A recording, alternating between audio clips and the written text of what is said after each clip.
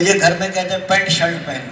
اچھا جب مسجد جاتا تھا تو چہرے پر کپڑا ڈال کے لے کے جاتے تھے کہ تو نے تبلیغ والوں کو دیکھنا بھی نہیں ہے، اتنی سخت۔ میری والدہ کہتی تھی کہ نہ مارو تو پھر باہر لے جا کے مارتے تھے۔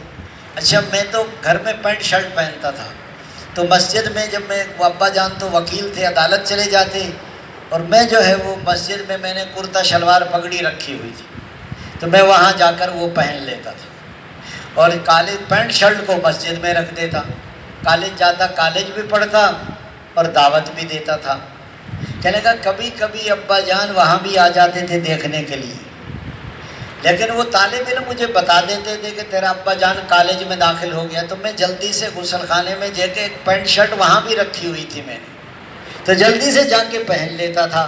اگر وہ دیکھ لیتے نا سنت لباس پہنا ہوا ہے تو بہت مارتے تھے۔ کہنے لگا میں ایسے ہی مار کھاتا رہا، لیکن تبلیغ کا کام میں نے نہیں چھوڑا۔ اس نے خود مجھے کارگزاری سنائی، کراچی کا تھا۔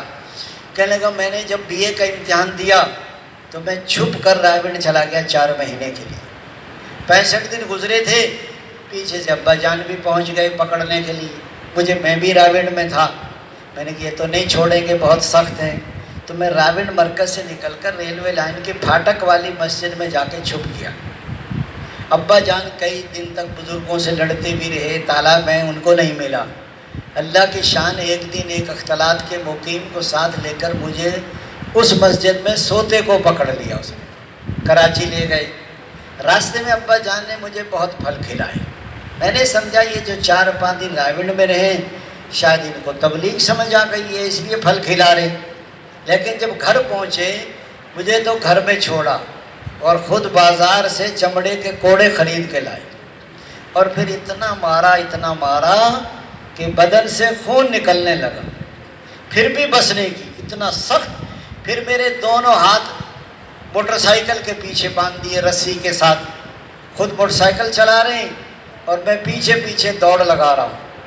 2 گھنٹے تک اس نے موٹر سائیکل کے پیچھے دوڑ لگوائی۔ پھر تھانے میں لے گئے، تھانے دار سے کہا اس کو مارو، کیوں کہ میں تبلیغ میں جاتا ہے، میں منع کرتا ہوں، یہ مانتا نہیں ہے۔ تو تھانے دار بھی ڈنڈا لے آیا، ابھی اس نے مارا نہیں تھا، اور تھانے دار آ گیا دوسرے تھانے سے۔ اس نے پوچھا اس بچے کا کیا جرم ہے؟ اس نے کہا یہ ان کا والد ہیں، وکیل صاحب ہیں، اور یہ ان کا بیٹا ہے، یہ تبلیغ سے منع کرتے ہیں، یہ تبلیغ میں جاتا ہے۔ تو وہ تھانے دار کہنے لگا وکیل صاحب آپ تو چلے جائیں عدالت میں، اپنے مقدمہ دیکھیں، اس مقدمے کو ہم سنبھالیں گے۔ اللہ کی شان، اس تھانے دار کے تبلیغ میں کالج کے زمانے میں 10 دن لگے ہوئے تھے۔ اس نے کہا جس کے والد کو تو عقل نہیں ہے، نہ سمجھ ہے، یہ تو نبیوں والا کام ہے، اور اس بچے کو کچھ نہیں کہنا۔ اس نے کہا کیا کریں؟ اس نے کہا جتنے چور ڈاکو ہیں نا تھانے میں ان کو بھی جمع کرو، اور جتنے پولیس والے ہیں ان کو بھی جمع کرو۔ اس نے کہا اس سے بیان کراؤ یہاں۔ اس نے وہ عثمان نے اس کا نام، وہ کہنے لگا میں نے بیان کیا نا، اتنی مار کھائی ہوئی تھی، کہنے لگا وہ تو سارے چور بھی رو رہے تھے اور پولیس والے بھی رو رہے تھے، لیکن تبلیغ کا کام نہیں چھوڑا اس نے۔ پھر ایک دفعہ ملا، میں نے کہا اب کیا حال ہے تیرے والد کا؟ اس نے کہا اب تو وہ خود اسٹیشن چھوڑ کے گئے مجھے، بیٹا میرے لیے بھی دعا کرنا۔ پھر ایک دفعہ بعد میں ملا، میں نے کہا اب کیا حال ہے تیرے والد کا؟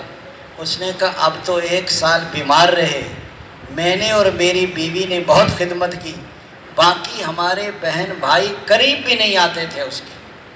اس نے کہا بیٹا یہ اتنی دکان ہے نا، یہ مکان دکانیں یہ ساری میں نے آپ کے نام کرنی ہے، آپ نے بہت خدمت کی ہے، اور مجھے پتہ ہے کہ تو تبلیغ میں لگا ہے تو انسان بنا ہے، مجھے پتہ نہیں تھا کہ تبلیغ اتنا اچھا کام ہے، اگر مجھے پتہ ہوتا تو میں تجھے کبھی نہ مارتا۔